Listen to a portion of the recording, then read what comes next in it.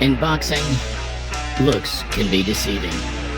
The misconception of those fighters who have more bite than bark, and those who look much less dangerous at the weigh-in than when that first punch hits home.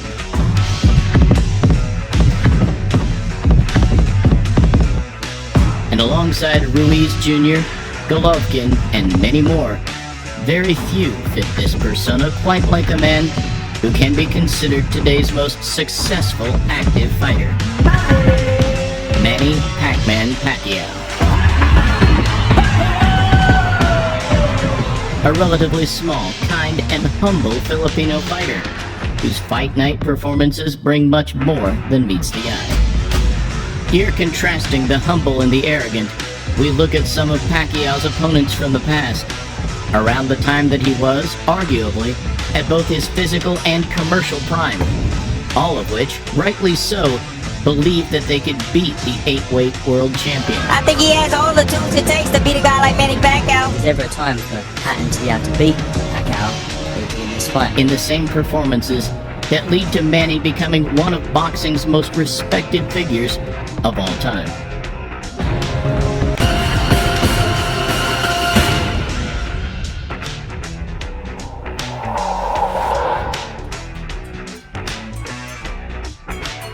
First up, we go back 11 years to a night billed as the Dream Match. Pacquiao versus De La Hoya. I just have to make sure Pacquiao, when he comes in with his explosive style and his hard punches, I have to make sure I have my hands up. Even then, Manny was considered the world's #1 pound-for-pound fighter. However, many pundits speculated that the size and reach difference was simply too great. My motivation has been his skills.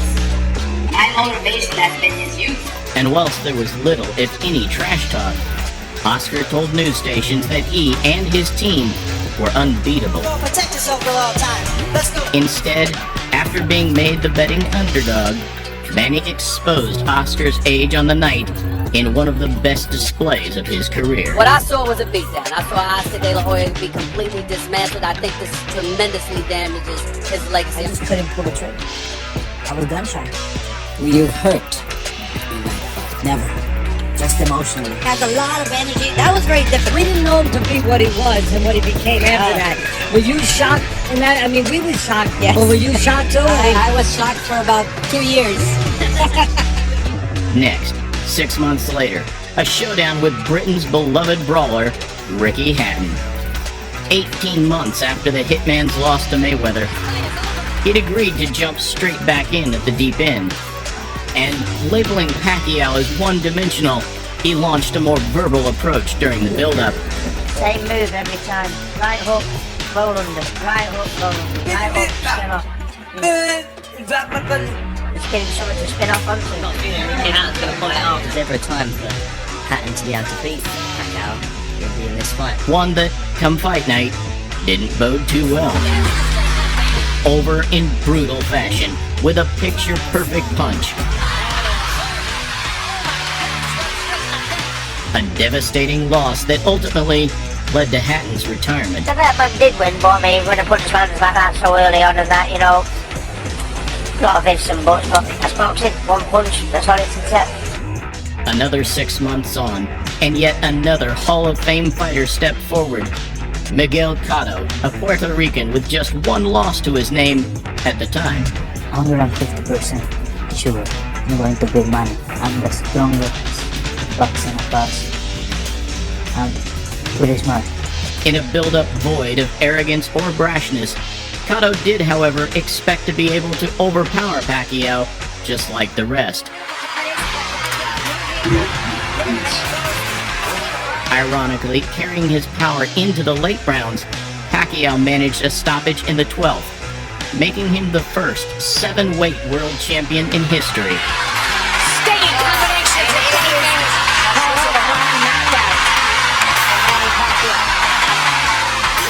Photo comes to boxing to play the big name and always available, and Manny is one of the best boxers we have of all time. Early 2010, and this time it was the turn of Josh Clottey, a Ghanaian fighter who, funnily enough, also returned to the ring earlier this year, now aged 41. I'm happy that it gives me the opportunity because if Manny Pacquiao says he's not gonna fight me, so it's not gonna happen. So the friendship dies when you get to the ring. After the fight, the friendship comes back. I know what I'm going to face, and I know who I'm going to face. It's not gonna be an easy fight for all of us at all. Another matchup which lacked any animosity between two calm, respectful fighters. There's not much better than the moments right before the opening bell of a Manny Pacquiao fight. On the night, however, Pacquiao pulled off a shutout performance, not losing a step. What an amazing combination puncher this man is. I respect him, and he's the best pound-for-pound fighter. Everybody I fought, I don't think I lost. I lost to Manny Pacquiao. He's very, very fast. Contrastingly, at the back end of the year, Pacquiao's second attempt at negotiations with Mayweather had broken down. Cue the arrival of a much less humble and popular opponent, the infamous Antonio Margarito.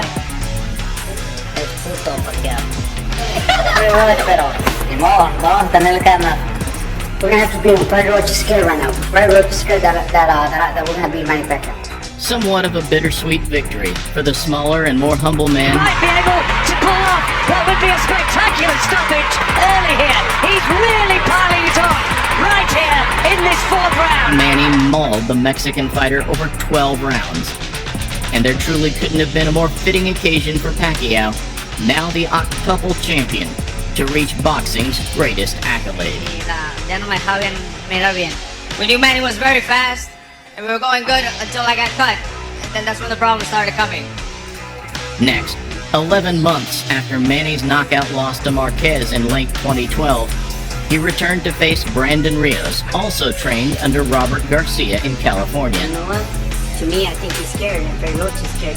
I wouldn't be surprised if he tried to cancel the fight, saying that I hurt my hand or something just because he's scared. After the first clash of camps in the Margarito fight, it meant that the beef this time around was more about the trainers than the fighters themselves.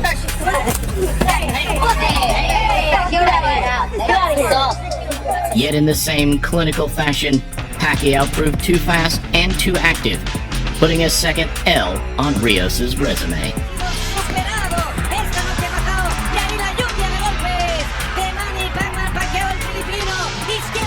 Bad because I worked my ass off so hard.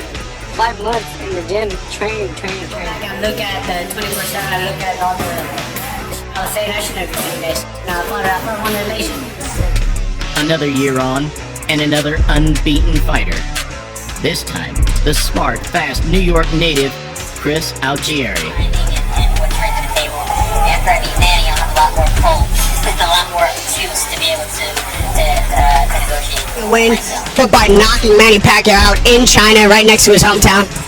I mean, that's it's hard to say what would happen after that, but that would either way, my career is going to be catapulted into another stratosphere after this fight. So Humble and respectful, he entered the fight with nothing but praise for Pacquiao. Pacquiao said if he doesn't want to punch, I will create an action. If he does punch, I'll pound him.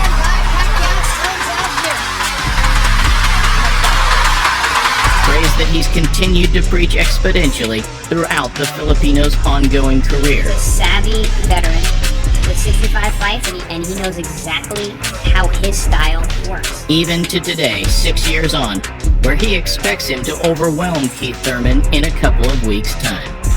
Less than 3 years ago, Jesse Vargas also came in thinking he had the tools to beat a now aging version of Manny. Expecting to overwhelm Pacquiao to avenge the losses of Barrera and Morales, putting himself as top rank's hottest asset. That's my time. I planned this as a kid. I said I wanted to take him out, and now I get the opportunity to do so, and I will. After beating Manny Pacquiao on November 5th, I will be their top dog, their top guy. You know what I mean? They're going to push me from then on. Following the pattern, Vargas believed his speed and size would be too much, though just like the rest, Pacquiao dropped him in the second to win comfortably across all 3 scorecards. And I tried my best, I promised to come back stronger, and I tried looking for the victory. I tried connecting with the big shots. I mean, I threw more punches than Manny, so I was looking for the win. And whilst most believe that yet another unfair decision loss was the end of the road for Manny,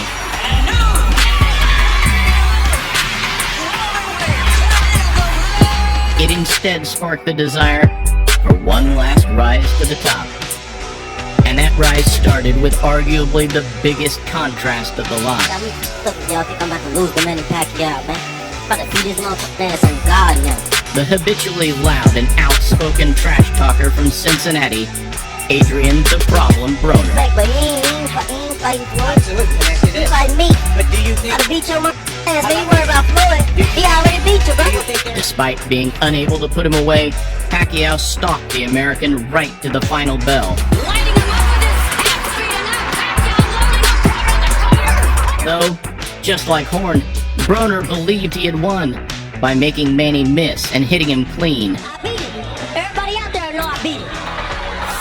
Everybody out there know I beat him. It seemed as though you couldn't get...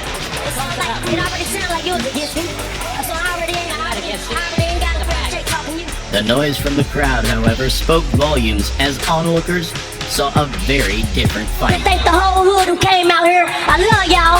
I did this for the hood. Y'all know I beat that boy. Whilst the majority now stand in awe of Pacquiao's ability to fight so competitively into his later years, none are more understanding of just how capable the Filipino is than those who witnessed his scintillating best. And at a time when every fight is make or break, Manny now prepares for another brash, confident American. He's one-time Thurman. Does not just beat Manny Pacquiao, does knock out Manny Pacquiao. Hoping to put another incredible tally on a truly remarkable career.